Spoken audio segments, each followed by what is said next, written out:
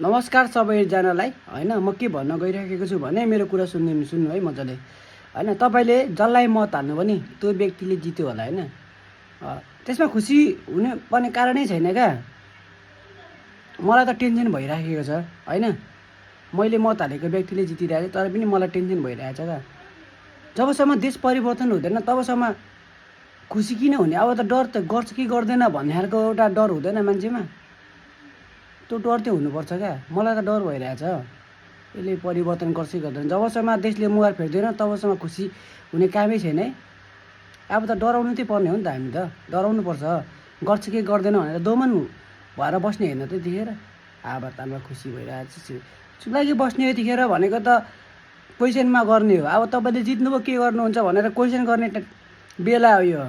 खुसी हुने बेला भएको छैन जबसम्म देश परिवर्तन हुँदैन तबसम्म खुसी हुने कामै छैन फोकटमा यो